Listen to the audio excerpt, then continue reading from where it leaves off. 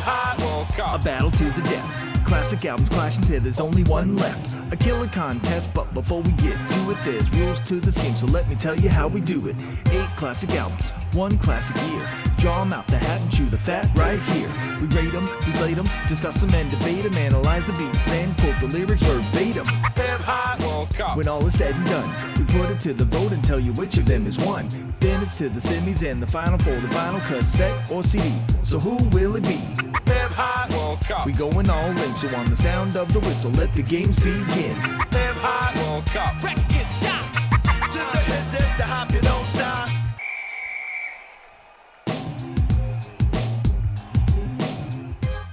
Hello and welcome to Hip Hop World Cup, the podcast that pits golden age hip hop albums against each other in a contest to find the ultimate champion. I'm your host, Danny Phillips, and joining me in our state-of-the-art studio, 60 feet beneath FIFA headquarters in Zurich, are Steve Hitchcock. How you doing, Steve?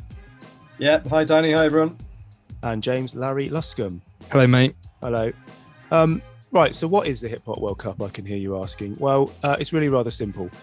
What we want to do is decide once and for all what the best hip hop albums are for each year of hip hop's golden era, which for the purposes of this podcast runs from 1988 to 1996, the year hip hop famously stopped being good.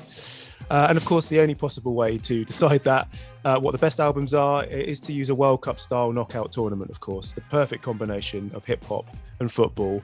It's going to deliver all the answers we've been looking for. What are the best hip hop albums in each year of hip hop's golden era? What's not to love? It's very exciting, isn't it, chaps? I mean, that's the only possible way of deciding this. Absolutely, and they've been looking for a way to combine football and hip hop for decades now, haven't they? We finally cracked it. So we've cracked it. They came close in '90 with John Barnes getting involved in the anthem. Yeah, but breaking down doors. Absolutely, but otherwise, it's never been done before. So how does it work? Well, I'm going to hand you over to our official adjudicator now to explain the rules in full. Ladies and gentlemen, It's the damn hot World Cup. Rules to the shit. Damn hot World Cup. Rules to the shit. There's rules to this game, so let me tell you how we do it. It's the damn hot World Cup. Rules to the shit. Only the strong survive. It's the damn hot World Cup. So here are the rules. Using a scientific process of shortlists and horse trading, Danny, James and Steve agree on a list of 8 albums from the chosen year, which will compete for the Hip Hop World Cup. In each round, our pundits draw the albums from a hat to decide who plays who, then discuss each match and vote for the album they want to win. Albums with the most votes progress through the rounds to the final, where the lads vote again to decide which album is the undisputed Hip Hop World Cup champion. Let the games begin. Right, so in this first episode, we're taking a look at the albums of 1992, a year full of great music and great memories.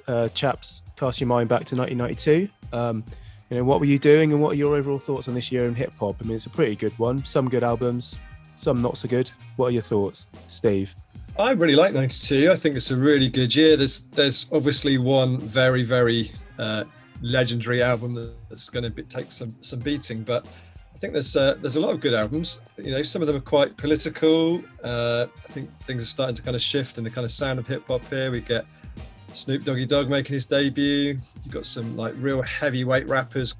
Got Kool Rap, Rakim, and Pete Rock coming to the fore. So I think it's a really good year. I think that as we get into the World Cup in a moment, I think we'll see there's some really big teams that haven't made it to the World Cup. Yeah, there's some really big names. It's like a who's who of all the big producers and rappers in sort of earlier stages of their careers. So it's kind of like it's a very interesting year. Larry, what are your thoughts on 92 in general? Yeah, same really. I mean, just looking at the whole kind of field, there's just loads of really kind of heavyweights. Common's got his first album out, not very good, but he's going to go on to be a force to be reckoned with. Obviously, you got Sir Mix-a-Lot, of course, yeah, everyone's favourite. So is that not in our top 8 then? I don't think it is. Steve was agitating to get it in, I think, but didn't quite make it in the end. When it comes to evaluating these albums and ranking them and sort of deciding which ones you think should win and go through to the next rounds and such, have you got any? What are your processes? What are your methods for doing that? Steve, let's start with you. Well, yeah, I'm a big fan of the kind of like long player idea that having an album that's like really kind of coherent and you can listen to it from the beginning to the end without kind of skipping too much. And obviously rapping is really important, so having good rapping all the way through and good production. So I kind of like to get a kind of general feel for the album and work out how many kind of good tracks are on there or how many great tracks are on there. And Yeah. I'm not particularly scientific, just kind of I like to get a real feel for an album. Yeah, I'm kind of like you. I've got a hierarchy in my mind from obviously having listened to these albums for quite a long time and having bought them at the time, and in my mind I've kind of got a ranking. I've got where they sit on the overall grading, and I've got a kind of a rule where I put myself in the mindset of how I was feeling back then, back in the year they came out. Like, what was I listening to the most? What were my albums? What did I listen to more than another? I try and factor it all in. It's quite a subjective process. It's not very subjective, isn't it? I think I tried to be more objective than you. I think I tried to look at it from a kind of historical perspective rather than, I think you listened to more of these albums at the time than I did. So yeah, you can take a kind of a step back. What about you, Larry? Have you got any special? Yeah, mechanisms? I mean, I've got my favourites, obviously, but I do try and be as objective as I can about it and try and listen to the albums with fresh ears and try and, like, for ones that I'm not particularly familiar with, I try and imagine if I had them at the time, how would I kind of feel about them, how would they compare with the others that I do like and know. But I've tried to be really kind of analytical and scientific about it as well. And I've actually kind of purchased access to a system that's it's a fledgling sort of system, but it's commercially available in beta stage at the moment. It's called TrueScore, and it's basically it's a tool, it's a system to help objectively, analytically process hip hop. It's been established for quite a while. It's kind of heavily used sort of by a lot of the music magazines for rock music and whatnot, but they've added a hip hop sort of app, like a module recently, a plugin, and it's I think it's working quite well. It's come up with some interesting stuff. So sorry, just gonna back up a bit. So this is a third-party software that you've licensed, or have you had a hand in developing, or what's what is this software? I can't get to I don't want to get bogged down in the details, and it's it's proprietary stuff. So well, let's see how it works. Yeah, exactly. Right, yeah. I don't want to go on too much about it. Well, proof will be in the pudding with that. That sounds extraordinary stuff. I'm looking forward to seeing what that comes up with. All right, cool. Well, let's move on to the actual World Cup now. But before we get on to the 8 albums that did make it into our World Cup for 1992, let's have a look at some of the albums that didn't get in, or ones that we, honourable mentions, ones that we would have liked to have seen in there. Yeah. I mean, Steve, it sounds like you've got quite a few that you feel should have been in there. So let's start with you, just to have a couple of those. Very, very frustrating. I think there's some absolute classics that for some reason didn't make it in. I think, we've got Gangstar, Daily Operation, classic album. We've got Redman, What the album? How did that not get in? We've got Diamond D. Shorty the Pimp. No, I haven't had that one, so I think that's too Diamond good. Got disqualified because it was too good. Two of my personal favourites, which I just love listening to, is the Diamond D album, Stunts, Blunts and Hip Hop, which I just think is absolute classic for that time and one that I've played many, many times. Yeah, you're a big fan of that one, aren't you? Yeah. It's brilliant. It's got some real classic tracks on there as well. And the Showbiz and AG album, Runaway Slave, which I absolutely love as well. I think those are 2 albums I really wish were in this World Cup. But that's the World Cup, isn't it? If you don't get through qualifying, you can't kind of compete on the big stage. She's a cruel mistress. What about you, Larry? Which albums would you like to have seen in here that aren't on our list? Yeah, there's, to be completely honest, there's nothing that didn't make it that I would have really liked to have seen in there. I did try and give some of these albums a listen to that I wasn't familiar with. I was actually I wouldn't say taken with the Underground Kings, the UGK album, but I wouldn't mind revisiting it and giving it a bit more of a listen. It's a really unique sound for this year, and quite innovative. But yeah, I wouldn't be sort of pushing for it to be to be in there, to be honest. Wait, what about Way Too Funky by DJ Quick? Is that one that you... DJ Quick, yeah. Yeah, I mean, like you, I'm a massive fan of DJ Quick, but that was slightly after I got into him, really. I think my love for him started with Safe and Sound, and I sort of retrospectively went back and checked those ones out, and never got into it in the same way, but know that it's a solid album, with that classic Quick sound. So, and as you know, I like the Second to None album from 1991, so I'm a big fan of Quick, but just not enough for that one to get onto my list, I'm afraid. Yeah. But for me, I mean, the massive omission, and you've already alluded to it, Steve, is Redman's What the Album. For me, that's one of my, if not top 10, top 20 albums of all time. It's fantastic. I think it's such a great album in terms of his lyrics and his flow and delivery. I don't think he ever matched it later on. I think a lot of people with Redman, they like his later stuff, what he started doing with There Is a Dark Side and Muddy Waters and those sorts of albums. But for me, What the Album is my favourite Redman. It's packed with sort of songs and lyrics and verses that I just recite. I can recite in my head, and that's the mark for me of a good track or a good album. It's packed full of stuff that you know the words because it's so ingrained in your mind. And it's funky. It's funky. It's Eric Sermon. He's got a very distinct sound, Eric Sermon, and you either like it or you don't. But for that album, there's so many great tracks on it. Time for Some Action is a great track. It boggles my mind that it's not made it. But I guess we are at the mercy of our own preferences and our own experiences with hip hop. So if it didn't speak to you, that album at the time, then it's not going to be on your list. So, but yeah, for me that was a straight, that would have been straight in there. Yeah, cool. Okay, so before I announce what 8 albums did make it, I just want to give you some very exciting news that after the final, when we found out what our winning album is for 1992, we've got a very special guest joining us on the line. Somebody who had a great 1992. The ex-Denmark and Man United goalkeeper Peter Schmeichel will be joining us to talk about the winning album. 100%. Yeah, he's lined up on the line now, and we're going to talk to him about our winning album at the end of the show. So please stay tuned to that one. How do you pull that one off? It took weeks and weeks and weeks of pestering his people. Finally, he caved, and we've got him on the show. A massive hip hop fan. So please do keep listening because he's going to be giving his thoughts on our winning album. Great, I look forward to that. Yeah. Cool. So without further ado, let's tell you what the 8 albums were that made it into the Hip Hop World Cup 1992. They are Dead Serious by Daz FX, the Lench Mob's Gorillas in the Mist, Kool Rap and DJ Polo's Live and Let Die, The Predator by Ice Cube, Pete Rock and CL Smooth's debut album, Mecca and the Soul Brother, The Pharcyde, Bizarre Ride to the Pharcyde, Eric B and Rakim's Don't Sweat the Technique, and of course Dr. Dre's The Chronic. So that's your 8 albums. Fellas, that's a pretty strong lineup, would you agree?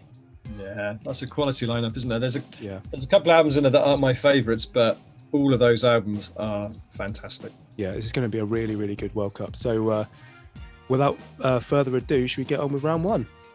Let's do it. World Cup, round 1. World Cup, round 1. World Cup, round 1. World Cup, round 1.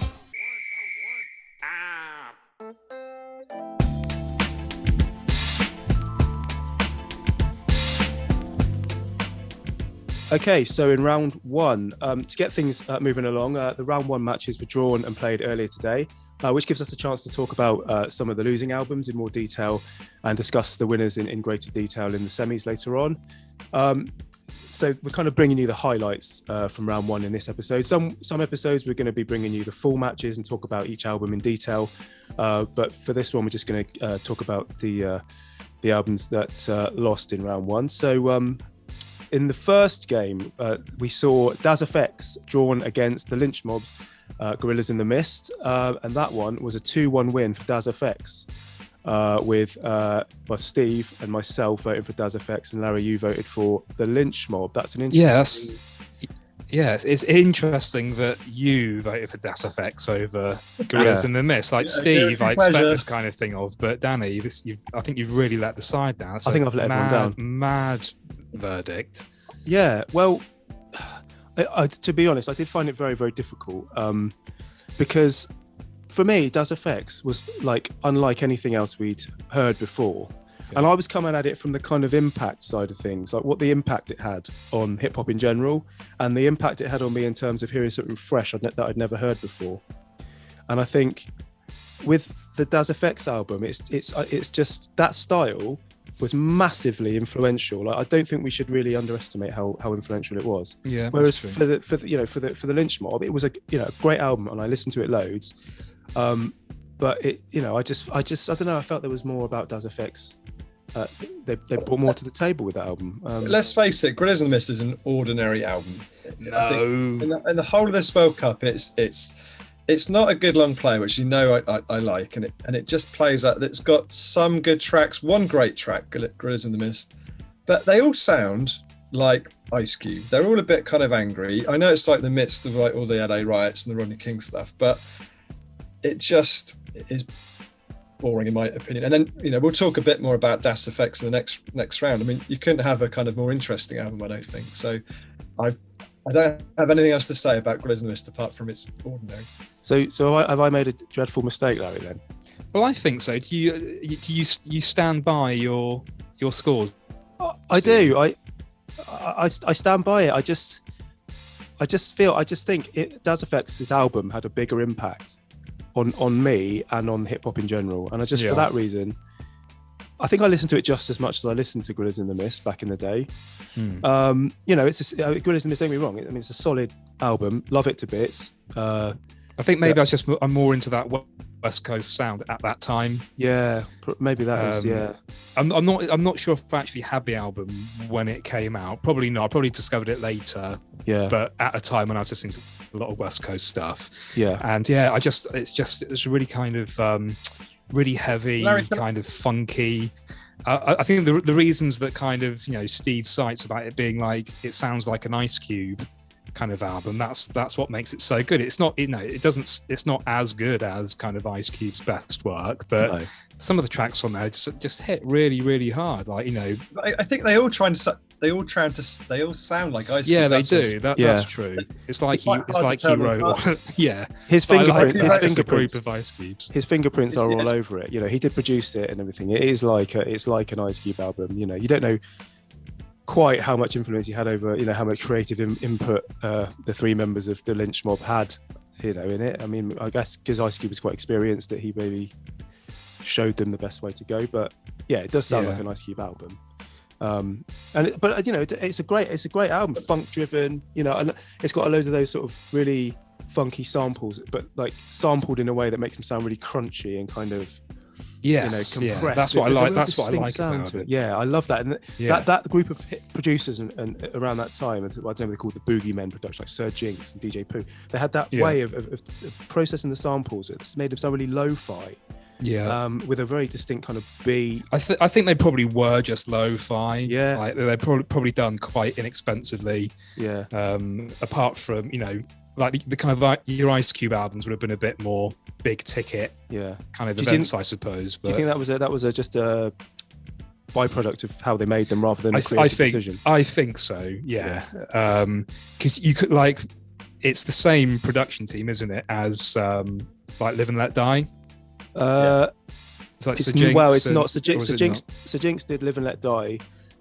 There's no Sir Jinx stuff on Lench Mob's album. Oh, really? It's Mr. Woody and Ice Cube himself and Chili Chill, of course. Oh, okay. Can't forget Chili Chill. No, absolutely. But it's a really similar sound to a lot of the stuff on Live and Let Die, and similar to kind of like Ice Cube's like to Death Certificate. Yes, absolutely. And we've also got the Predator in this competition, and you could argue that I think some of these Gorillas in the Mist beats might have been a bit better used on that album. It would have made that a bit more listenable. But there's lots of tracks on this that I really love. Larry, which tracks scored highly on your kind of like scoring system, whatever? On the true score system, Gorillas in the Mist was the highest scoring track. Did it get like a 10 or 100? They're all out of 5. Kind of uses like AI to mark them out on a 5-point scale. I think anyway. That's part of what it does. It's a lot more sophisticated than that, obviously. But yeah, that's the standout track. Gorillas in the Mist. Like, love the beat. Some really kind of memorable lyrics. Sorry, about swinging from the vine, all that kind of stuff. Yeah, love that track. And then what else is good? All on My Nutsack. That's a good one. I really like the sample on that. And again, a very, very good example of that crunchy Yes. sampling style on All on My Nutsack. Great stuff. Yeah, Buck the Devil. Ain't Got No Class. That's Muggs, isn't it? I think. Yeah, well, it's got Be Real on it. What did that score, Larry? Am I just imagine? That's a 4. So have I imagined that it's a Muggs track? It kind of sounds a bit like a Muggs track. Yeah, it no, just it's not produced by Muggs, but it's got Be Real on it. Hard hitting, gritty. Yeah, I think maybe they were trying to emulate his style. I can kind of possibly. I can imagine it on the Predator with Ice Cube kind of rapping on it. That'd be really good. And then Ankle Blues I love as well. Really nice sample. The verses kind of sound like Ice Cube wrote them, as do most of the lyrics on the album, really. Lord Have Mercy. There's a couple kind of weaker tracks for me, but the rest of it I just think is great. Lyrically, Steve. Lucky to get to the World Cup final, wasn't it? And it's had its day in the sunshine. Yeah, it's enjoying itself. Yeah, it's got to the stadium early, had a look round, wearing their suits. We're sending it home. Yeah, but lyrically they're not the greatest either, are they? But there's something about that. They're not, but it's the delivery and the passion in the delivery. They're kind of gruff, kind of hyper style. It's very entertaining, very engaging. I quite like that. I do like that. But they're Rakim. They are not. That's true. But I always like Buck the Devil on this album. Yeah, it's great. But I like the snare on it. It's always I love that snare. Yeah, that's how you use a P-funk loop, I think. Absolutely. So. Yeah, any more to say on this album, gents, or should we move on to the next game? Let's move on. No, let's move on. I think we can move on. Yeah, we move on. So Daz FX was the winner there, knocking out the Lench Mob. Come on, y'all, get live, get down. Live high, World Cup. In your sound. Come on, y'all, get live, get down. Live high, World Cup. In your sound.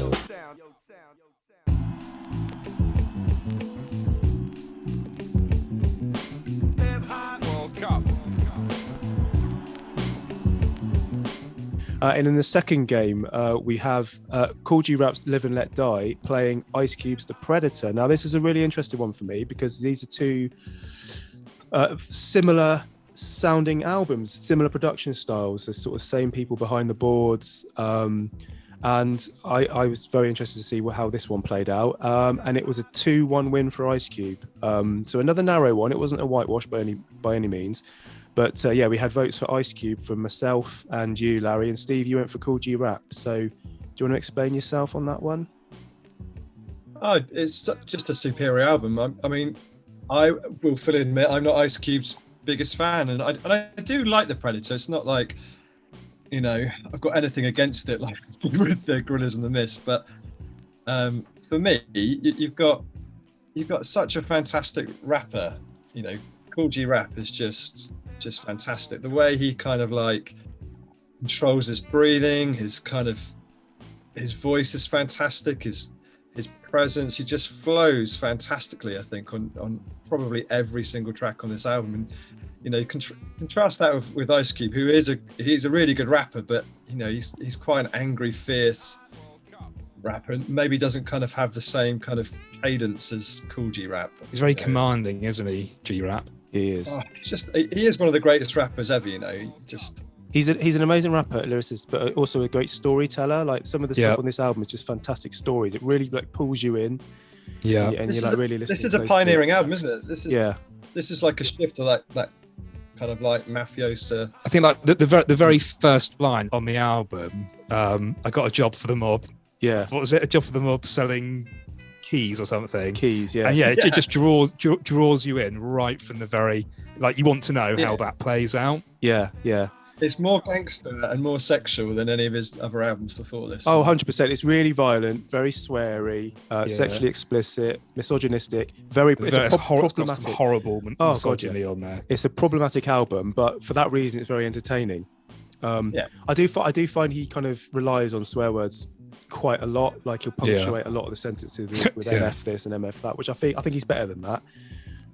But overall, I think it's a really entertaining album with some great lyrics, great stories.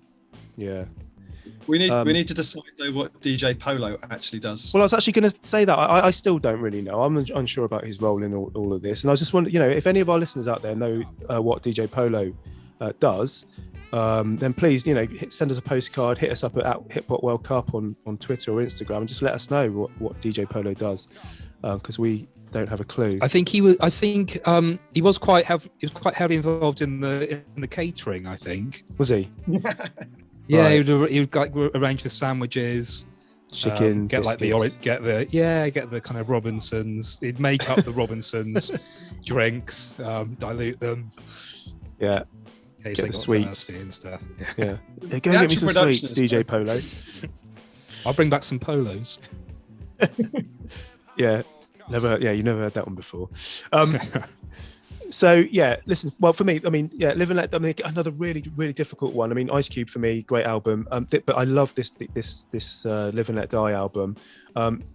He went over to the West Coast to record it, and I think that was a really good move for him. I think his vocals, his lyrics, they really suit that style. And to me, it sounds like a lost Ice Cube album. It sounds like it's like a reverse America's Most Wanted. Isn't it? It is. Yeah, it's a really good way of putting it. It sounds like the album that Ice Cube didn't record. I think I listened to The Predator more back in 1992, I have to admit, but this one, it just always spoke to me. I think it's got Surginx at its very best. What the producers, he did most of it, and the track masters did a few tracks on this as well, of Nas It Was Written fame, Oak and Tone. So yeah, it really loved the production. Super funky, tons of samples, scratches, gritty, head nodding hip hop.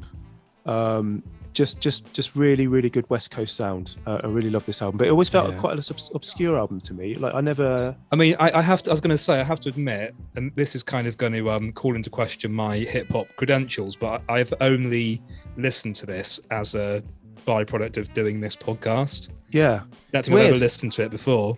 It's strange. Scored highly on True Score then, on your kind of like.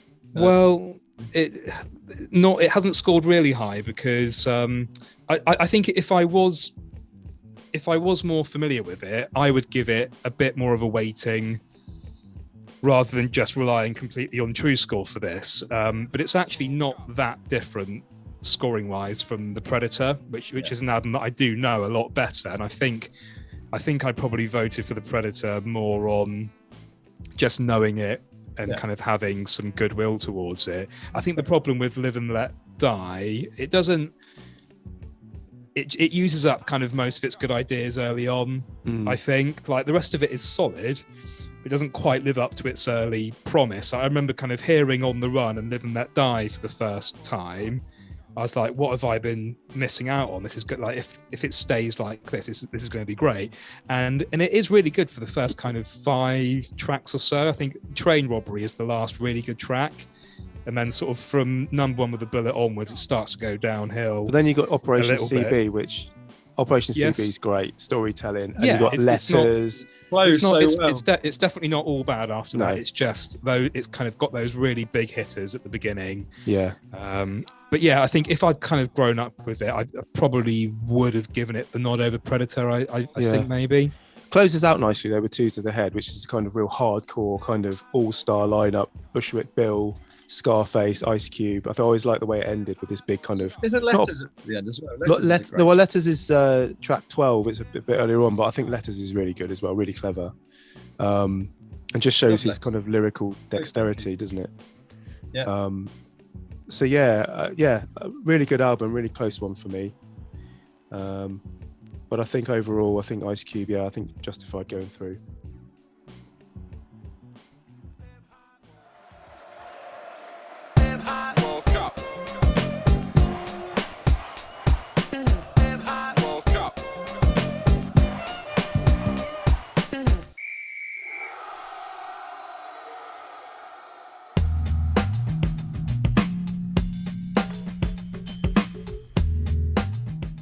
The third round was another interesting one. It saw Pete Rock and CL Smooth's Mecca and the Soul Brother taking on the Pharcyde's Bizarre Ride to the Far Side. And this one was another 2-1 win. There's a lot of narrow, very narrow matches in this round. It saw the Far Side win 2-1 with me and Larry both voting for the Far Side, and a sole consolation goal for Pete Rock and CL Smooth from Steve. So let's unpack this one then, lads. I mean, What's going on, Steve? Let's see why did Pete Rock and CL Smooth get your vote? Okay, so I honestly don't know what you two are thinking, because Mecca and the Soul Brother is an absolute classic hip hop album, and I think it would be rightly considered in most people's, top lists. And this is Pete Rock's debut album. He is an absolute legend, far more legendary than Pharcyde. And CL Smooth is not quite so legendary, but this was the beginning of them, coming out with two really good albums with the Main Ingredient after this one. So I don't know. You've got Pete Rock, who's considered one of the greatest ever producers, and he raps pretty well on this as well. And it is funky, it is soulful, it's got loads of like those funky horns. It's got. Don't you think it's just a little bit boring though? Well, how can but you've got like. So for me, as I said at the beginning, I kind of look at how many good tracks and how many great tracks there are. And for me, I think there's 5 great tracks on this album. I love For Pete's Sake, love Lots of Lovin', Troy, which is absolute legendary, Can't Front of Me in the Basement. I think those are absolute bangers. They're just brilliant. And there's only one track on the whole album I don't like, and that's Wig Out. I don't really. Right. That's the only one else. But it's a great long player. All those other tracks are good, and they're well produced. They're well rapped on. So I really can't believe that you didn't. And the Pharcyde is a good album. I'm not denying that. I just think that this is a legendary album, and I can't kind of see past that at the minute. I'm quite cross. Yeah. Well, I mean, yeah, I think it's a good album, but I just don't think it's anywhere near as entertaining or creatively satisfying as the Pharcyde's album. It's quite. I find it quite pedestrian. I find it quite samey throughout. Like, don't get me wrong. Like, Pete Rock is one of my favorite hip hop producers of all time, and you know that. And I've met him as well. I should just throw that in there. But like, I love his production. He's one of my all-time favorite producers.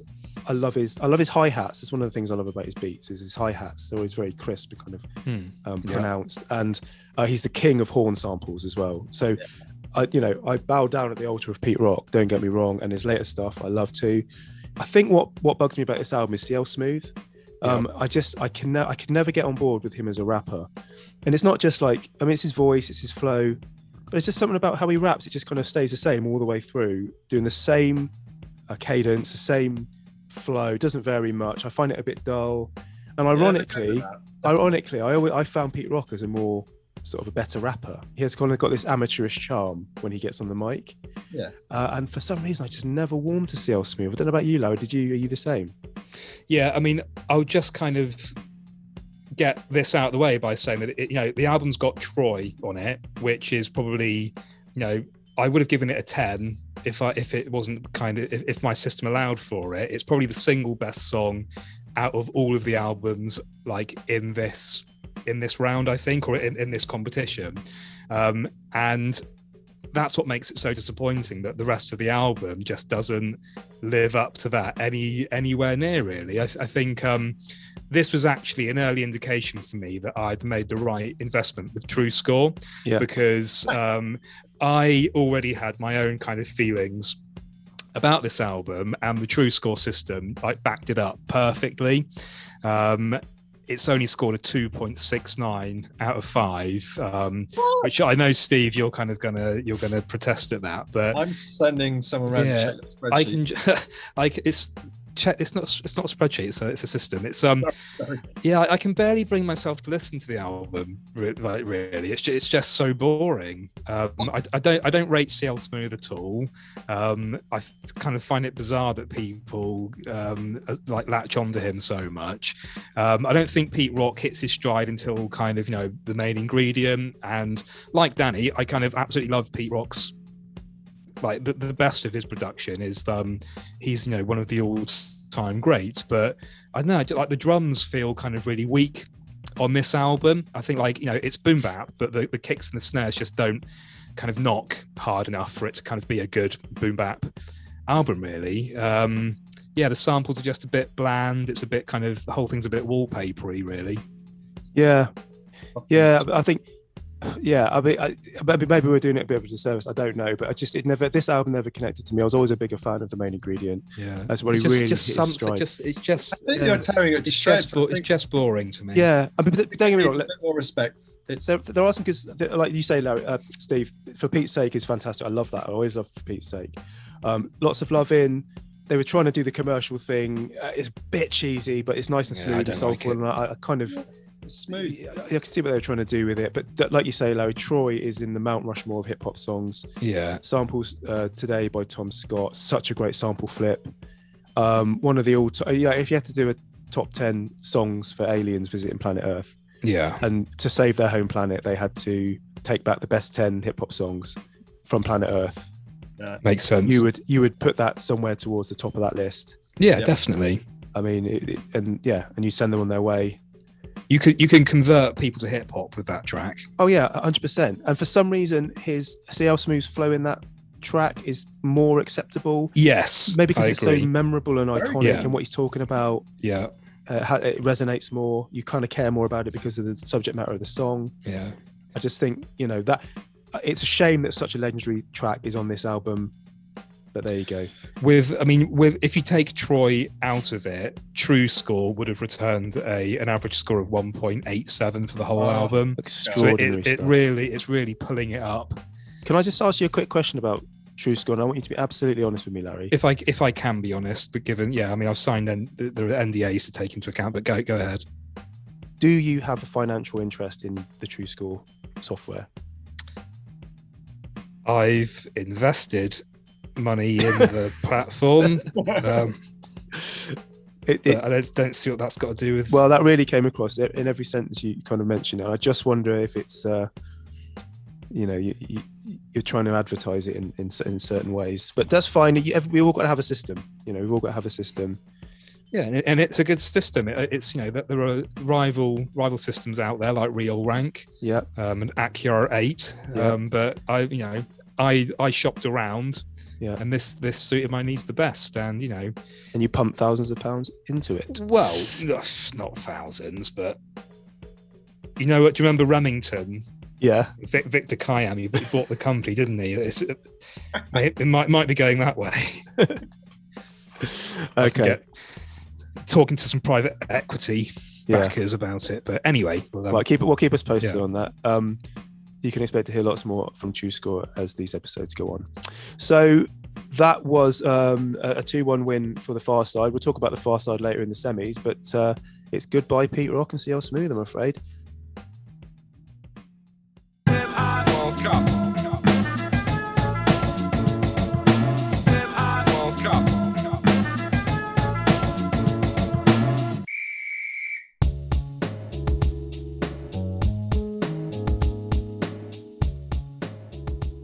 Which brings us neatly onto the final match in round one, which sees two legends of the game go up against each other. We have Eric B and Rakim's Don't Sweat the Technique playing Dr. Dre's The Chronic. And this one, rather unsurprisingly, was a 3-0 thrashing for Eric B and Rakim. Dr. Dre taking this 3-0. Absolute hiding. I mean, this is like an early exit for Eric B and Rakim. Goes with its tail between its legs, but does it deserve it, Steve? No, not really, because I think if it had come up against some of the other albums, it would easily have gone through. This is a really good album. Rakim is probably the best rapper ever. Certainly, probably the best rapper at this time. Going into this, he's the most quotable. His flow is just incredible. He can just change his cadence. His rhymes are amazing.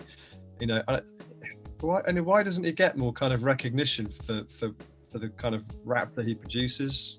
I think he does rap as well sometimes, isn't it? I mean, he does kind of do the kind of gangster stuff as well, but it's it's harsh. I think he's recognised as a legend, though. Rakim, oh yeah, absolutely. I think he's just somebody that I never he's just one of those people that I feel a bit embarrassed about kind of not being more into him and knowing more about him. Yeah, that's absolutely it. Same here.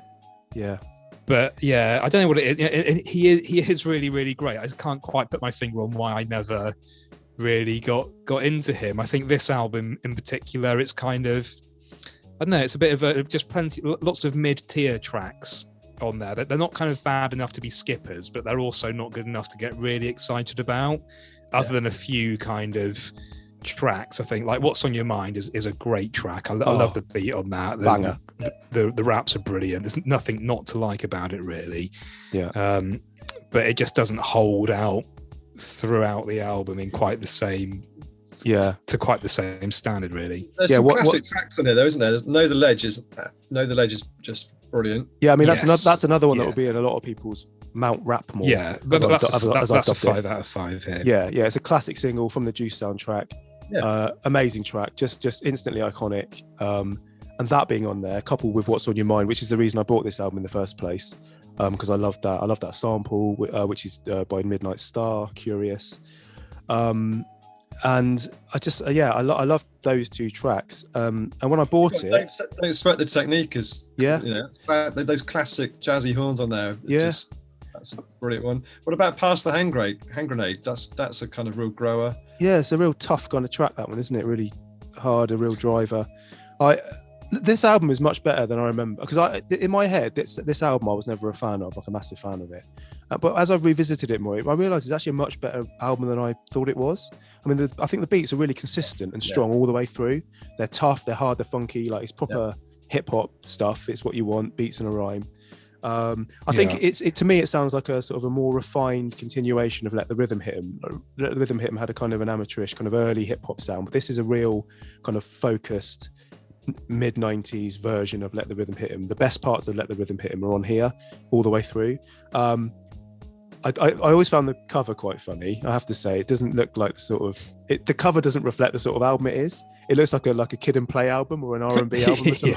the primary colours, like the crayon scribbles. I always found that quite funny. And there's all the way through. It's pretty good. I mean, Relax with Pep is on there, which tells the story of Rakim's time at Manchester City. Keep the Beat is on there, which is a replayed Bobby Humphrey sample, which I absolutely adored back in the day. I think I knew it before I got the Bobby Humphrey album. There's so much to like on this album, isn't there? It's another good long player, which is what I looked for. It's just got such a nice vibe to it. Yeah, but I mean, really, it didn't stand a chance against the might of Dr. Dre, but it's still a terrific album. And Rakim, I think, produced quite a lot of these tracks, didn't he, as well? He doesn't get enough credit for that either. Yeah, well, that's another one of these little strange things, isn't it? Because the production is credited as Eric B and Rakim. And it's another thing, like, what did Eric B actually do? I mean, do we know the extent of Eric B's? Was he? I always made the assumption that he was the producer, but is that not the case then? I've heard rumours that it was Rakim and Eric B. Rakim always credits himself with the beats. If you read around and stuff. Okay. But I think Eric B does produce as well. But I think to get top billing in the naming of the group, like I reckon he must have like owned the sampler or something. Yeah, or he put in the most money or something. Yeah, or maybe it's just alphabetical. Yeah, who knows? Maybe they drew straws.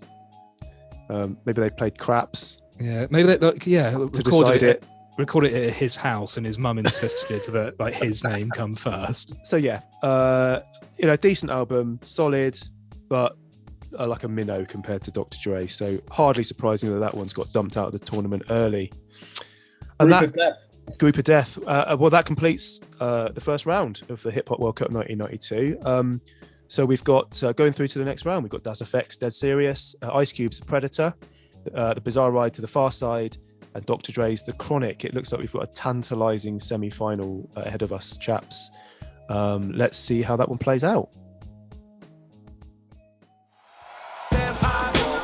Semi-final. World Cup. Semi-final. World Cup. Who's that going to be? World Cup. Semi-final. World Cup. World Cup. Okay, so you join us pitchside at the Ullevi Stadium in Gothenburg, which was the venue of the Euro 1992 final between Denmark and Germany, but now it's being used for the final of the Hip Hop World Cup 1992. We're going to hand over to Steve now in our virtual studio using the latest green screen technology.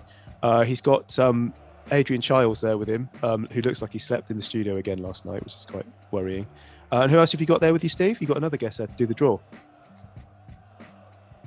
Yeah, I thought I'd get someone else to come in who's kind of quite significant in the world of hip hop. So I thought, who better than the kind of godfather of hip hop? So I phoned James Brown's agent and found out he was dead. So he couldn't make it, which is a shame. But then I went to my kind of next best one, which was Isaac Hayes, who I absolutely love. Apparently he's dead as well, so he couldn't make it. Was that an absolute deal breaker that they were dead? Yeah, apparently. Yeah. Apparently you can't have them in a studio if they died. Because of the hot lights, I suppose it would make it quite uncomfortable. I think it's to do with the green screen. I think it's like the kind of graphics don't show up properly or something. I don't know. Okay. So I went for Africa Bambaataa, and he was well up for it. He was really keen. Absolute legend, Africa Bambaataa doing the draw with you. We should just point out he cannot actually. He's not allowed to speak. It's a contractual. We haven't got the rights, have we? We haven't got the rights to broadcast his voice, but he can certainly help you out with the draw. So without further ado, let's see who comes out the hat first. Okay, first out the hat is Ice Cube, the Predator. Okay, up against. Okay, it's going to be Das FX, Dead Serious. Interesting, and there's a thematic link there, obviously, because Das FX features on the Predator. So that's an interesting one. And what's the other semi then? Let's have the next album out the hat. He just wants to draw them because we're paying him per ball. So it's the Pharcyde, Bizarre Ride 2, the Pharcyde, and against Dr. Dre's The Chronic. Interesting, a West Coast derby there for the second one. Okay, cool. So without further ado, let's get into that first match. Ice Cube versus Das FX.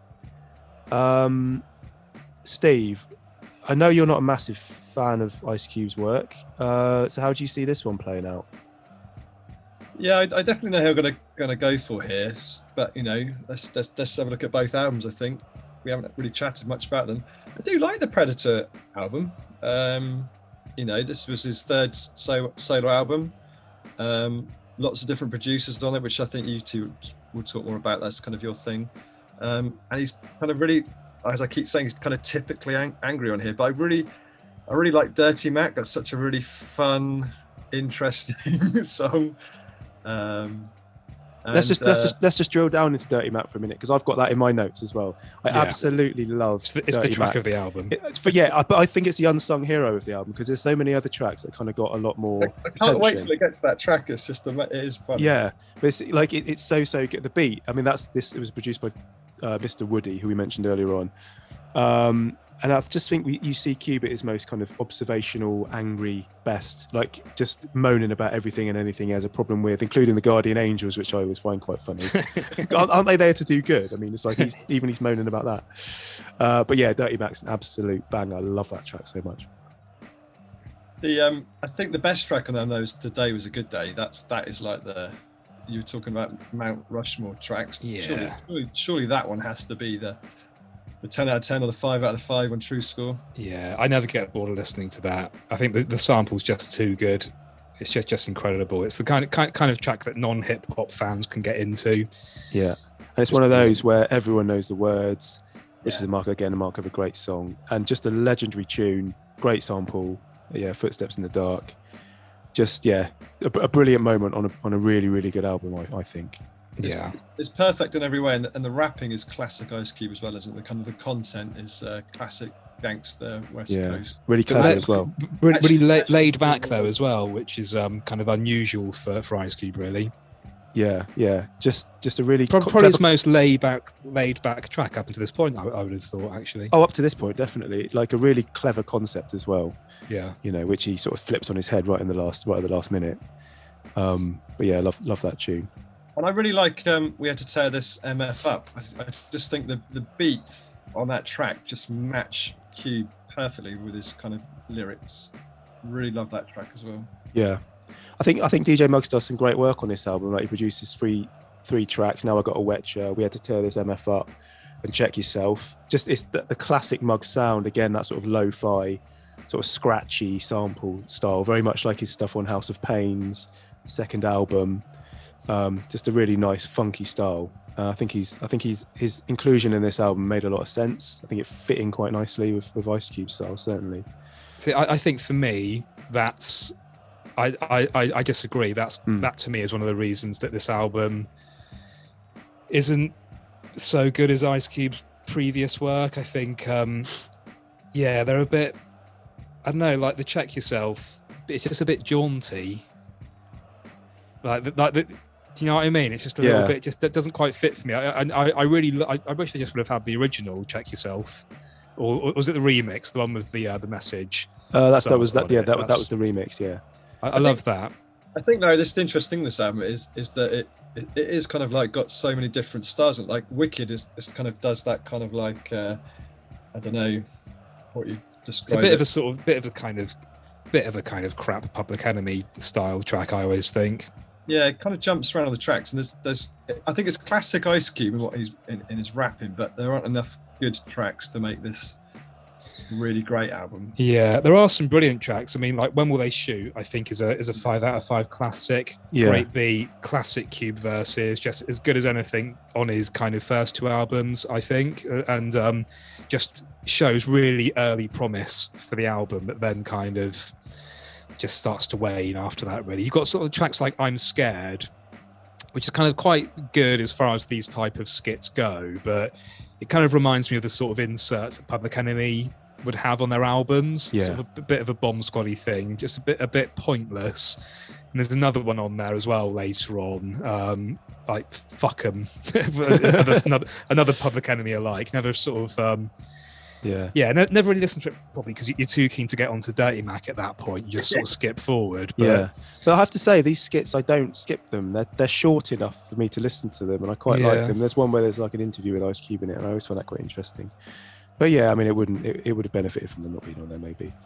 Yeah, but it's just a bit of an unfocused album, I think. Like the first 2 albums were so good because they had a single production team doing all of the tracks, and it just sounded really coherent. And you know, like you say, Steve, like having an album that you can listen to all the way through is, you know, just elevates an album beyond, definitely. You know, and it just doesn't really have it. I think actually at this point in his career, Ice Cube was still like a really big name. There was kind of no excuse for him to be making anything other than solid gold. Yeah. Like classic albums, really. Well, don't really get it. This really pissed me off hearing you talk about this album because, like, for me, like this, I consider this one to be part of his holy trinity of albums. You know, America's Most, Death Certificate, and Predator. That was the classic Ice Cube era. So to me, this is still a great example of Ice Cube. It's like I think it's a sonic and thematic continuation of Death Certificate. You know, he's still angry, he's still railing against the world. He's angry, he's incendiary. And it's the last album before he started going all soft and doing his party jams. I think his rapping is still really good. Like for me, it's just it's just personal choice ultimately. Absolutely, and it's the same for all of these beats. I'm not the biggest like Muggs fan, and the rest of it just is I don't know, just a bit, just too many average beats. When on his previous 2 albums there were no average beats at all. Obviously, I've got to completely disagree with that. I just think the beats on this album are just great from start to finish. Like, they're urgent, they're funky, they're hard, exciting. Whereas it moves into Lethal Injection, there's too many kind of laid-back, soft tracks, sort of G-funk, emulating songs on there. I just got lost a bit of interest around that. But here, we're still in that kind of angry, upbeat, urgent Ice Cube, and the production style to match. I don't know. For me, in my head, this was always the part of the holy trinity of Ice Cube albums, but I guess you guys didn't always see it that way, which is not for me. There's just too many things that I don't know. The production for me personally, just a lot of it just doesn't really gel with Ice Cube in the way that kind of the Bomb Squad and, you know, Sir Jinx production do. Yeah. What are your thoughts? No, what do you think about Gangsta's Fairy Tale Part 2? I mean, for me, I love that one. I just think it's not a patch on the original. No, it's not a patch on the original. But the beat to me is so simple. Like, they just put, you know, the Taste of Honey sample over the Impeach the President drums. It's so simple, but they make that simplicity sound really good, and I don't know, it always grabbed me. That beat is just instantly catchy. Yeah, And I just have to disagree with that, really. Yeah. Okay, cool. Right, so I We need to talk about Das Effects. I think we talked enough about Ice Cube, so let's move on to Das Effects. Steve, I mean, I haven't really heard much about what you think about this album, so let's dig into it. I feel like I'm embarrassed to say I like this album, because it's like having like a guilty pleasure. But like going back and listening to this album, I really like it. I think it's like, maybe I'm thinking of it in the kind of context of when it was produced, but I think it has aged really well. I enjoy listening to it now as much as I ever have, and I think Das Effects get a bit of maybe a raw deal, because the way they kind of sound, it is quite distinctive. You know, their style's been described as sewage, but and I don't think any of their kind of subsequent albums were any good, although I do own a few of them. But you know, when you actually listen, there's actually some really impressive rapping. You know, it's quite creative how they rap. And I actually found something the other day that kind of measured how much language a rapper has, and I thought I'd just have a little look at it, because I thought Das Effects would be like way down, because they just kind of like go, you know, diggity all the time. Actually, they're really high up, so they actually have a really good vocabulary. I was like, wow. Really? That's interesting. That's the misconception about Das Effects. It was that all they did was go iggity, and they in every sentence they did it. But the actual content of their lyrics was really quite clever. Like the pop culture references they shoved into every single verse, you know, and the way they sort of they talk about different topics and stuff. I do think it's a bit of a misconception that they were only sort of iggity rappers. Yeah, they were more than that. I think I like the production. I mean, you two may disagree, but that, and again, I'll go back to like the great and the good tracks. I think I love Mic Checker, I love Just Some Men, I love They Want FX, and I love Clap Your Hands. Clap Your Hands is just, I just love turning that up whenever it's on. And then, you know, there probably aren't any tracks that I would skip, but I like Lucy's, I like Dum Dums, East Coast. Eric Sermon's really funky on Brooklyn to T-Neck and Straight Out the Sewer. There's so much to enjoy on this album. I'm going to keep going back and listen to this one for longer than I will The Predator. That's for certain. Right. I mean, it's quite a tight 10 tracks, isn't it? It's quite, you know, it doesn't outstay its welcome. Yeah. And there's enough energy and sort of good lyricism all the way through. It's just a nice, enjoyable, tight listen. Yeah. And they are, I mean, as I said earlier on, they are massively influential. It felt like every other rapper was doing that iggity thing for ages after they first came out. It was really, really original. You don't get many rappers. None of the rappers that I can think of really that came along and just had a completely new style that was, you would really stick out like a sore thumb if you tried to copy it. Yeah. Absolutely. And they really nailed it. They had a real novelty, and they played on that, and which made them blow up. And you know, and then they were copied afterwards by quite a few other rappers who were doing it as well. Yeah. Did you score any tracks highly from on your spreadsheet? Yeah. Only Mic Checker, which I think is a classic. Like, brilliant production, really kind of sets out kind of, you know, what to expect from the album in terms of their style.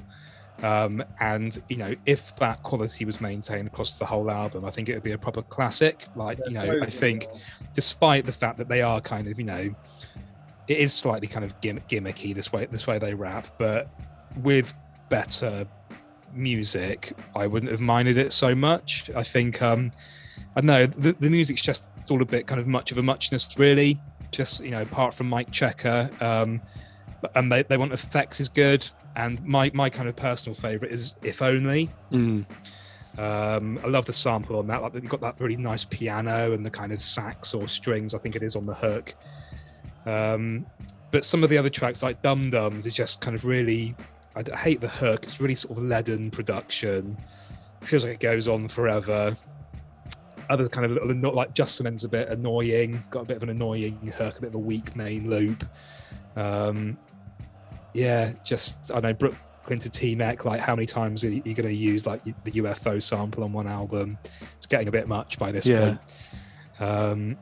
Yeah, I don't know. It's kind of, it's all right. I think if you look at other, I think kind of these kind of samples have been used better elsewhere, probably by the same producers as well, really. Yeah. Yeah, Sermon probably. But I definitely agree with what you're saying, Larry. It just, for me though, just feels like a guilty pleasure. That just there's something about it. When I've got good memories of the album. I always kind of assumed that I liked it a bit more than I kind of do, having kind of reevaluated it. Yeah. But I just think there wouldn't be that much to recommend it apart from like Mike Checker and a couple of other tracks, really. Yeah, I have to say, like Mike Checker and They Want Effects are the two reasons I bought this album. I can't even begin to tell you how much I loved those two back in the day, and that's why I wanted this album so badly. Nothing on there is up to the same level as that, but I don't ever remember being disappointed largely by the rest of the album. Yeah, those two tracks are just in my Mount Rushmore of hip hop. And yeah, I guess some of the tracks, that they're a bit sort of derivative and a bit kind of, you've heard those samples before, but I just always enjoyed this album a lot, and I think that's what ultimately made it earn its way into the semis for me. But yeah, all right then. So should we vote on this one? So what are you going for, Steve? Well, obviously, I really enjoy listening to Dead Serious, but Predator is also a really decent album. I think just on the balance of what I find the most enjoyable and what I would probably go back and listen to tonight if I had the choice, I'm going to be really controversial and go for Dead Serious. Oh, interesting. Okay. Larry, what are you going for? I think I know. Predator for me. Clive. Yeah. I think I as much as I love Dead Serious, I think I can't see past the Predator on this one. I think it's a definite vote for that one for me. So there we have it. Ice Cube's The Predator goes through to the final of the Hip Hop World Cup 1992. Come on, y'all, get live, get down. Hip Hop World Cup. In your sound. Come on, y'all, get live, get down. Hip Hop World Cup. In your sound.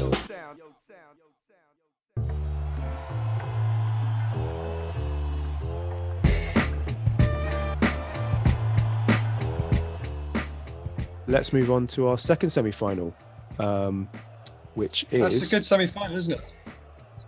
Yeah, a great semi-final, which is the Pharcyde's Bizarre Ride to the Pharcyde up against Dr. Dre's The Chronic. It's a bit of a West Coast derby, as I said. Two beloved albums, loads of fans for both of these. And very different sounding as well, despite being from the same coast. Yeah, a real sort of a good demonstration of the variety of sounds and styles from the same coast. Let's start with you on this one, Larry. What are your thoughts on this matchup and these albums?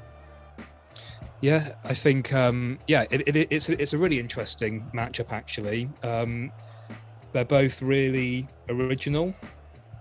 They've both kind of got their own, quite sort of unique sounds that have never really been fully matched, I don't think. For Bizarre Ride, just going through a few of their tracks, I'll start with that one. I think for better or for worse, you've got kind of, it's a nice setup. It kind of tells you this is a bit different from everything else out there at the moment. You've got like the live band.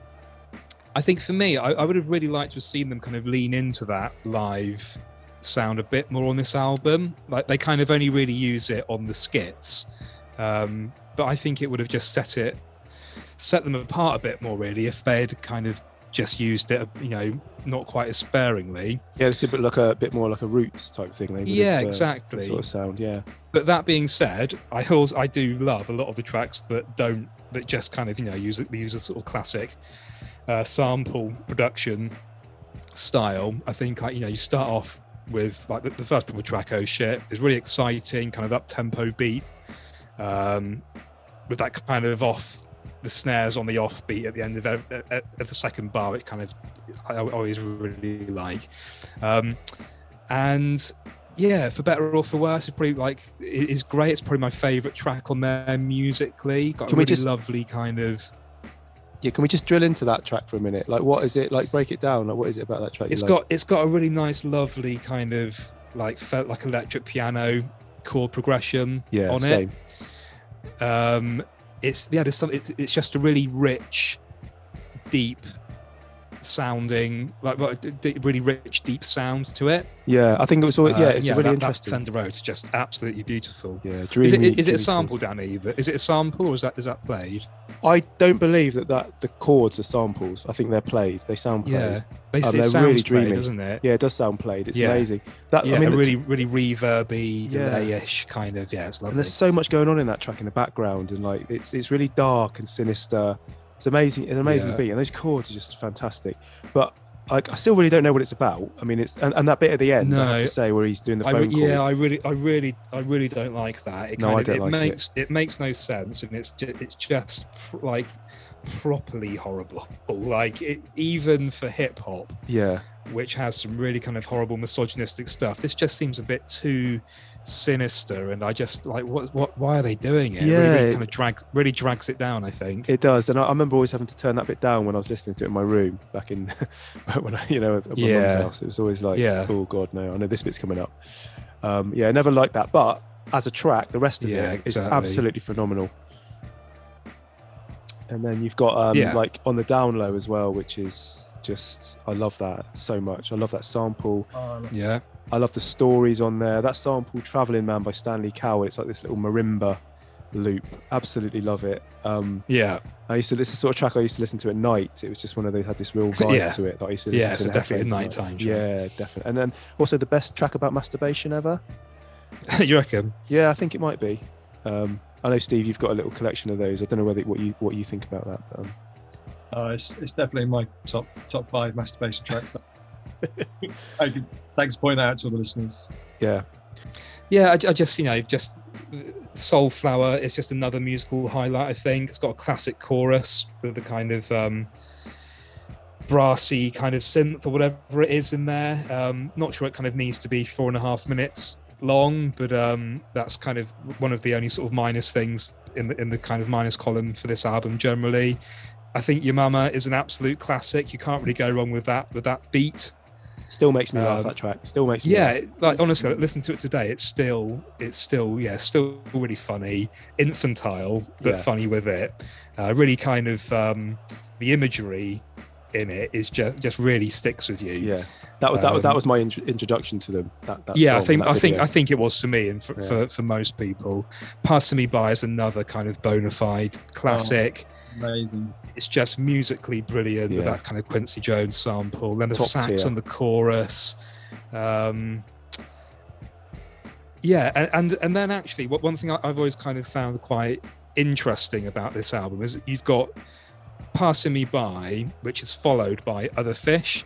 Yeah. And I don't know if they kind of meant to do it or not, but thematically, you've got Passing Me By, which is all about kind of unrequited love and sort of the objects of your affections not noticing you.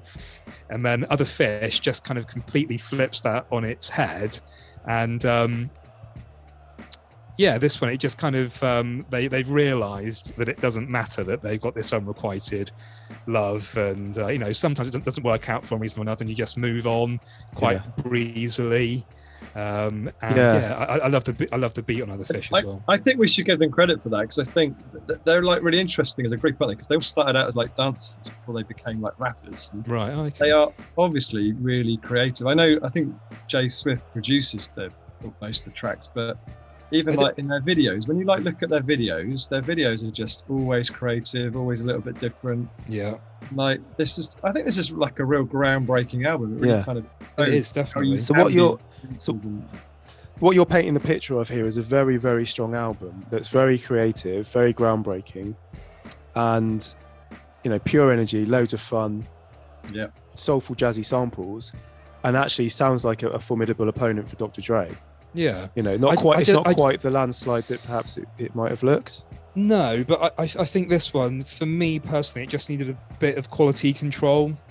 Just a bit. It's a shame they didn't have the ability to kind of self-edit a bit more. With, you got things like that kind of unpleasant passage on For Better or For Worse that kind of drags it down, but also just some of the things like little skits like Quentin's On Its Way is just really annoying, and they stretch it out for far too long. Yeah, I have to agree on that. Just quickly, It's jigaboo time. Just Yeah. the skits in general. Just kind of, I said at the beginning, like the first one, for better or for worse, is good. It's got the live band, but I think it just outstays its welcome a bit. To be honest, If I Were President as well, just. Yeah, for me, the skits Whatever, they interrupt the flow of an otherwise really, really good album. They do. They really. Yeah. If I look at the scores for the actual proper tracks, they're all really highly ranked, and it is just the skits that kind of bring it down, really. Yeah, absolutely. I think that is the weakest part of it, is they interject it with these skits, and it does. The energy drops off a little towards the end. There's a few tracks like Pack the Pipe and things like that. I always really like Pack Yeah, the Pipe, personally. I like them. When you got so much else good stuff on there, other good stuff on there. I don't know. They just by comparison they suffer a little bit, but generally something that's worth mentioning actually on Pack the Pipe. Like a lot of people this would go unnoticed, but on the second verse on that is actually really inventive. You've got two people rapping the same verse like simultaneously. Okay. And I don't know why more people haven't done it over the years, because it's really, really effective, especially like listening to it in headphones, and there's like one in each channel. It's just a really interesting thing to hear. Another example of like their innovative approach, the creativity they put into it, doing things that you hadn't heard before. And I think that's why this album is so beloved, is that it's just a big ball of creative energy.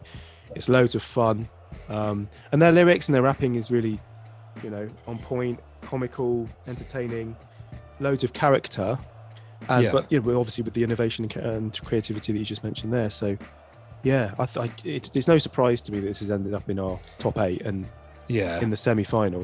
Where are these semi-finalists? The trouble is, Danny, it's up against the Brazil of the tour. Absolutely, the behemoth that is Dr. Dre's The Chronic. I don't think we can put this off anymore, really. So let's get to it, Steve.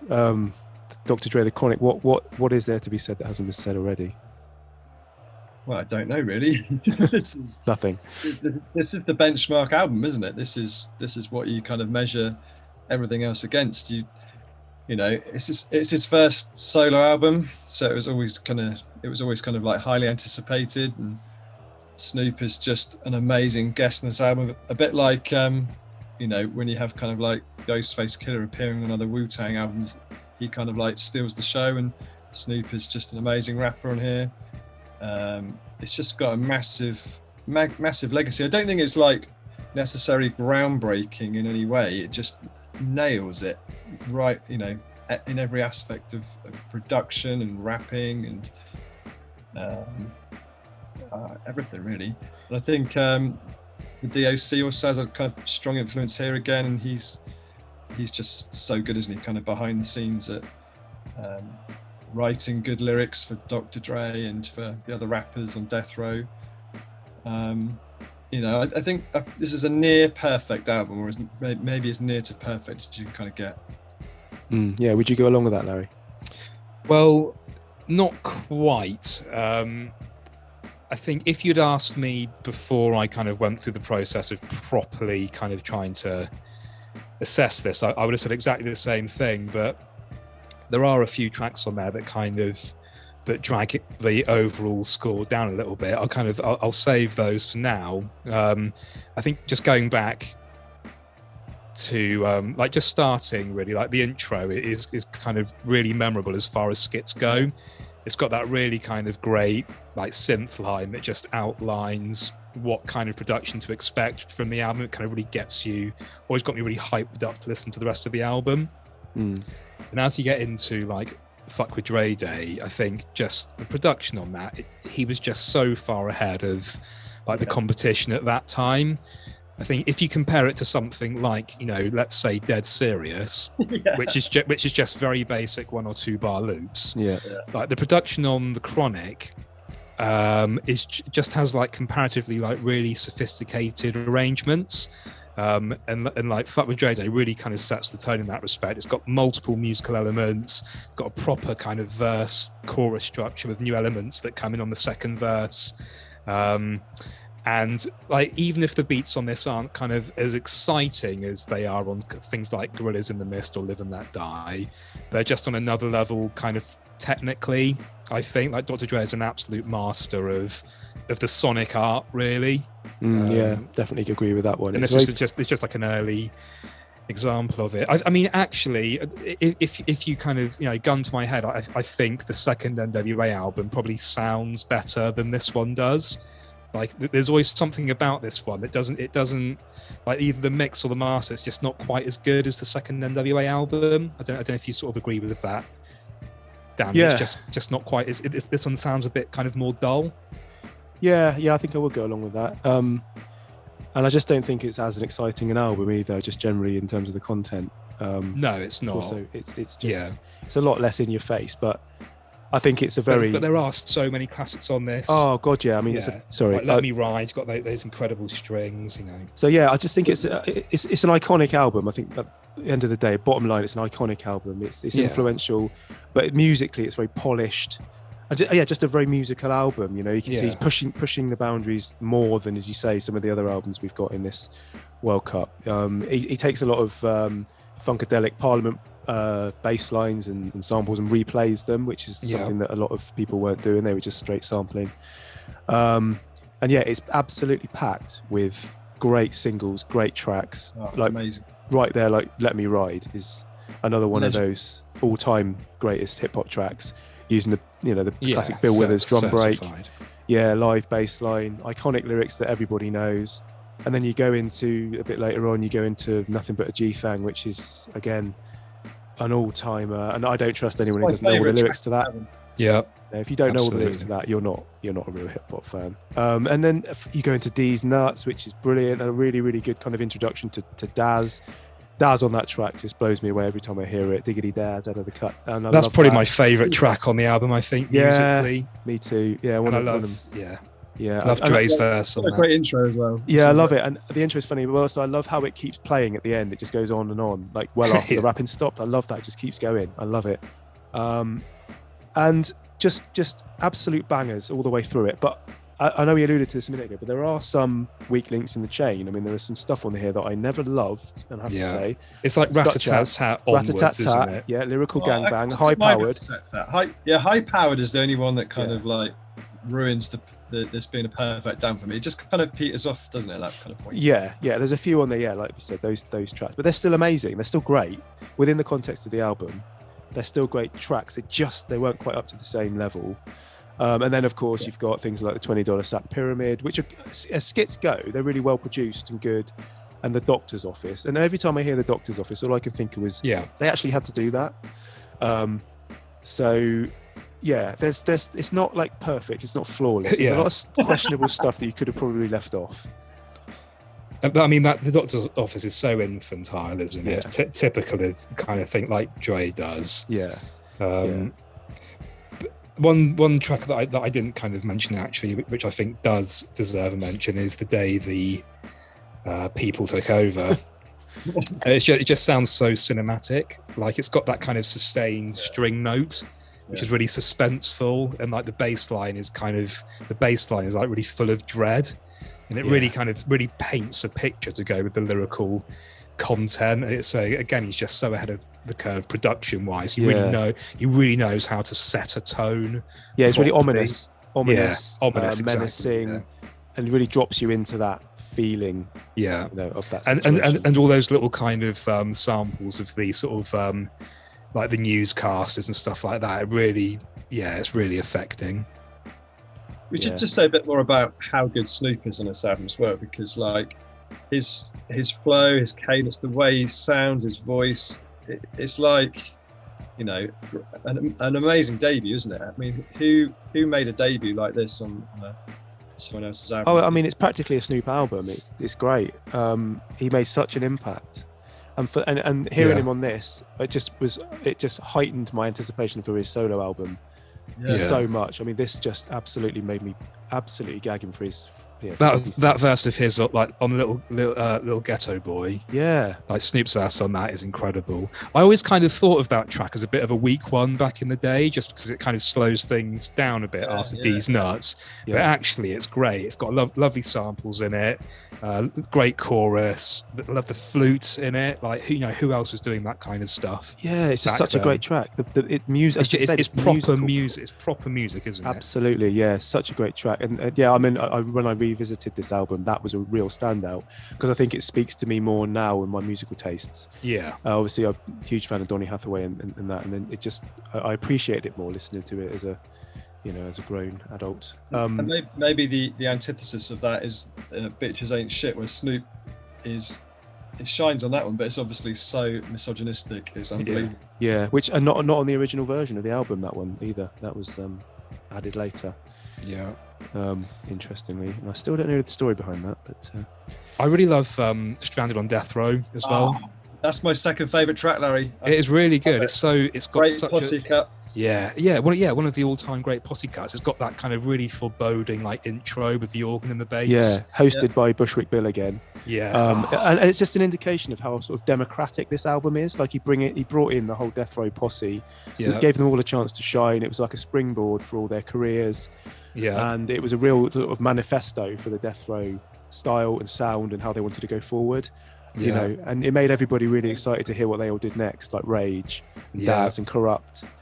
And Snoop, obviously. I love RBX's verse on it. It's great. Of course, cannot forget RBX. Deranged like the hillside strangler. I love that. Love that line. And I live on hillside close, so I always think of that whenever I come home.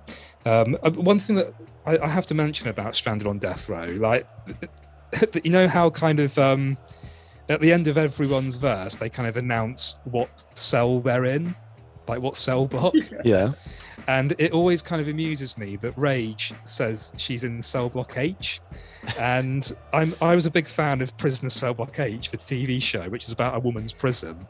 And I just thought, I'm probably reading too much into it, but I like the idea that she says cell block H because she's in a woman's prison. Yeah. It's a nod to it. She's probably a big fan. Maybe.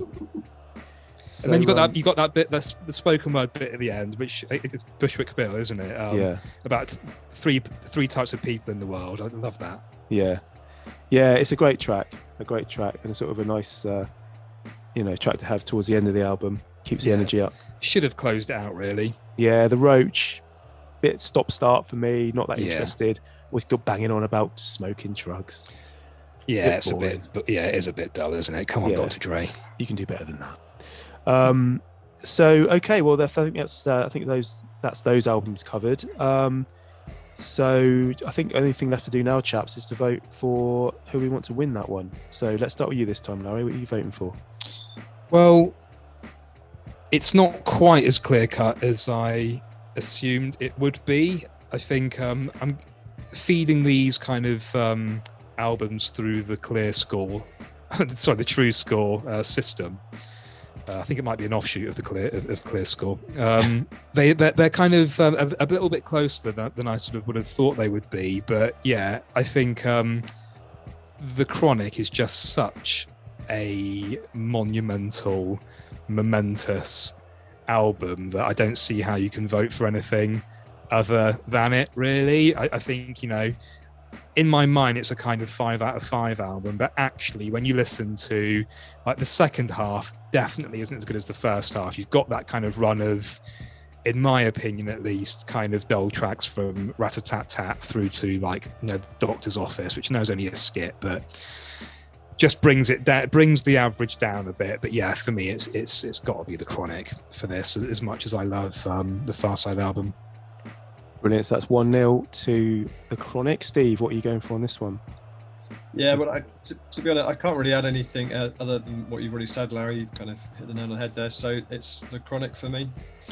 Okay, and for me, putting myself back in the shoes of a wide-eyed, excited 14-year-old wandering into HMV Exeter, looking for this album and not being able to quite believe it was there, buying it, taking it home, listening to it and just being absolutely blown away and awed by what I was hearing, the amazing production, the musicality, the lyricism, being introduced to this whole new bunch of characters who I would get to know very well over the years. Yeah.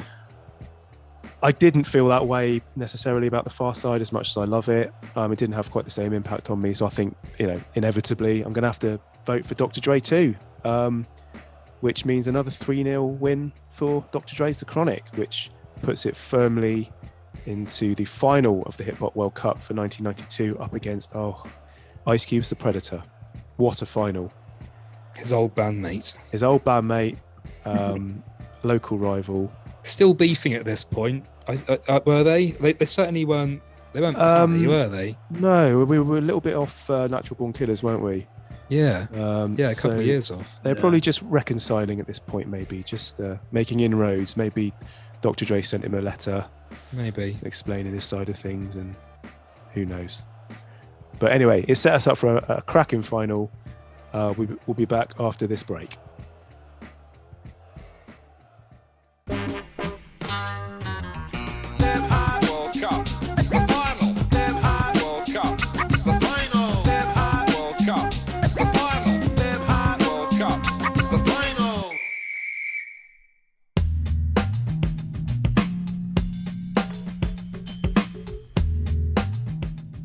Okay, so you join us again pitchside at the Ullevi Stadium in Gothenburg for the final of the Hip Hop World Cup 1992. Our finalists are Dr. Dre's The Chronic versus Ice Cube's The Predator.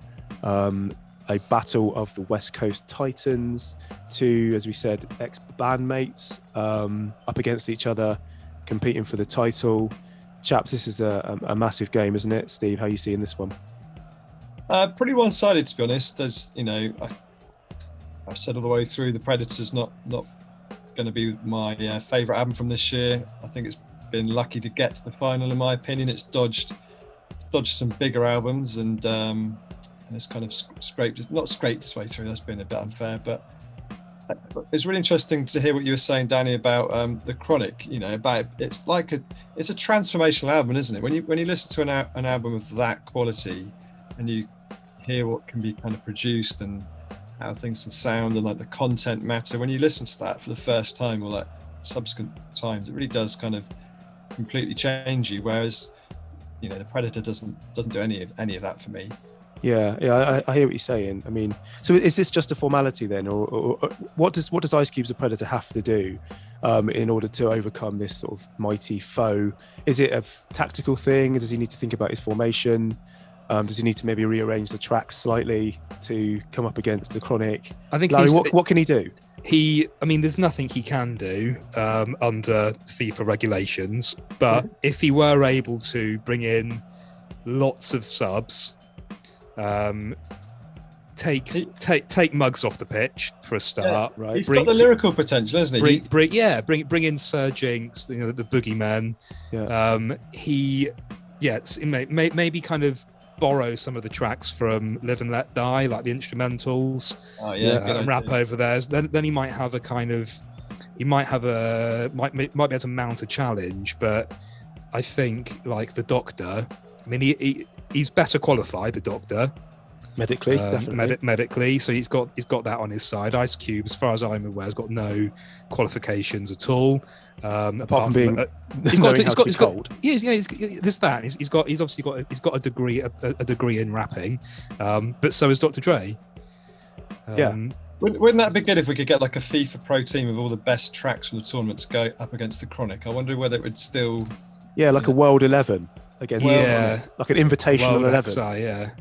I think The Chronic would still probably win out because it's a proper album. But I think don't you think the World 11 cohesive album would exploit, high powered? It would maybe see that as a weakness and sort of get in. That's the way it could get around the back, possibly, and sneak a 1-0 early 1-0 victory.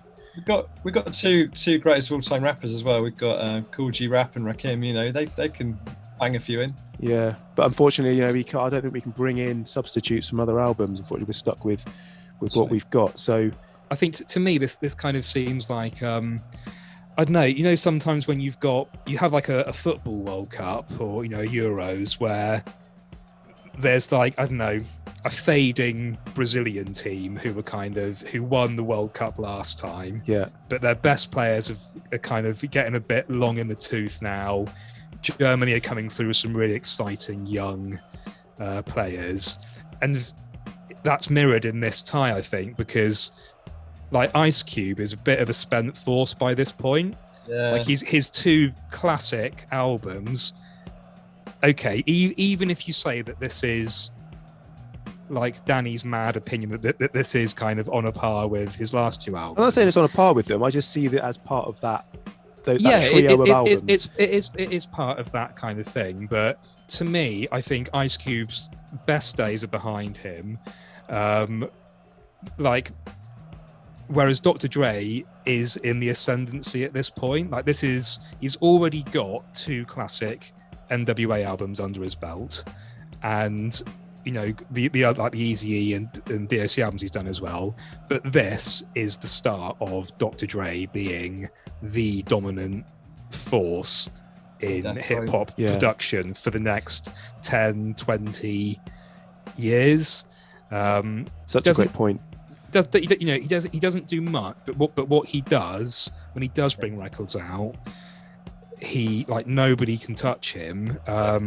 Ice Cube is kind of making the move into sort of Hollywood, probably already by this point. But yeah, Dr. Dre is tomorrow's man, today and tomorrow's man. Ice Cube's yesterday's man at this point, I think. Yeah, that's a great analogy. He's kind of like he's the Germany team taken over from the Spain team who were dominant. Absolutely, great point. Steve, so what are your thoughts about this matchup? I mean, is it like a David and Goliath? Is Goliath actually going to win this one?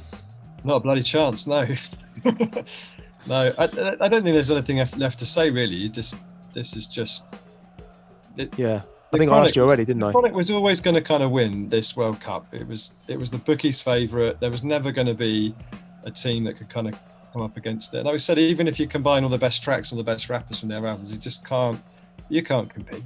Yeah, I think it's a worthy winner. It's definitely a worthy winner. I just want to say, Larry, I actually like Lethal Injection. I think that's my favourite Ice Cube act. Yeah, I think hopefully we'll get to talk about that at some point, because there's some great tracks on that album. Yeah, and I can't wait to talk about that as well, because that's outrageous.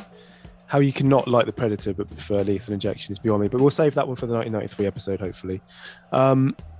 So should we just go for it then? Should we vote on this one? I mean, I mean, Dr. Dre is such an influential. His footprint is massive on the world of hip hop. I don't know. There are probably not going to be any surprises here, but should we put it to the vote anyway, and let's see who's going to win this thing. I'm going to start this time round. I think definitely for me, Dr. Dre is the best album of these two by a country mile. As much as I love The Predator, and as much as I do consider it to be one of Ice Cube's best three albums. There's nothing it can do to beat Dr. Dre's The Chronic. It was so influential, so polished that it's going to get my vote easily. So that's 1-0 to The Chronic. Steve, what are you going for?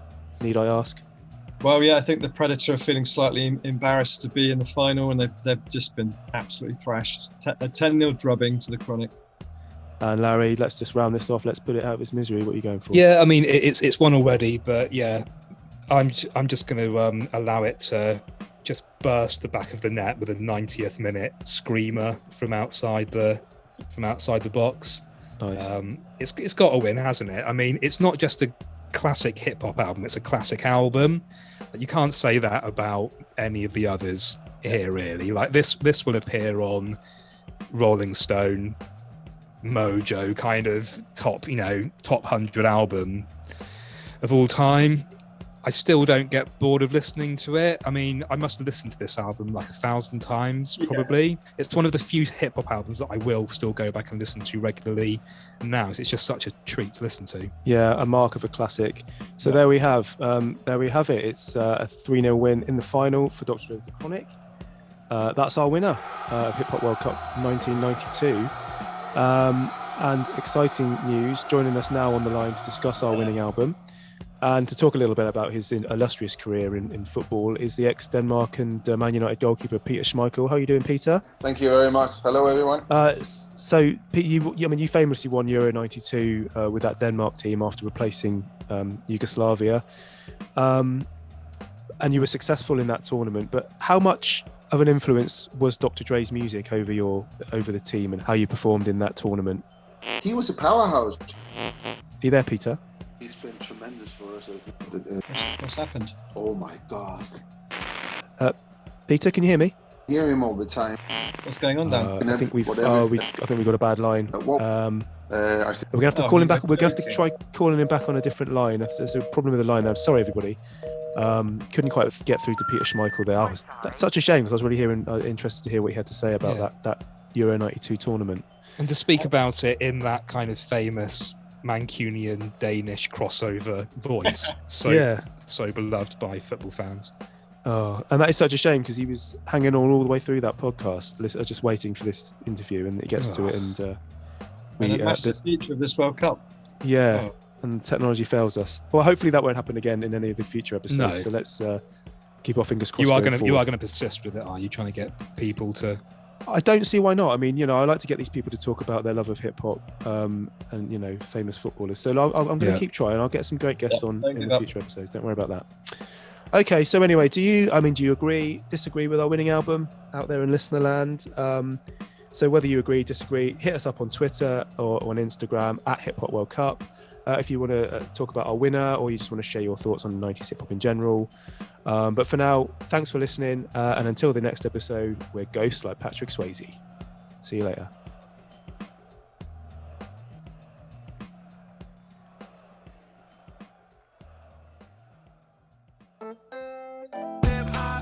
A battle to the death. Classic albums clashing till there's only one left. A killer contest, but before we get to it, there's rules to this game, so let me tell you how we do it. 8 classic albums, 1 classic year.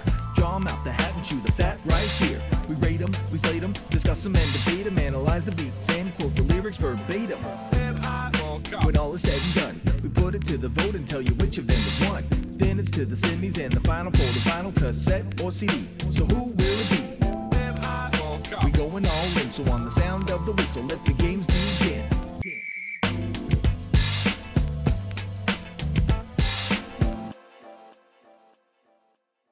Oh my God. Oh my God.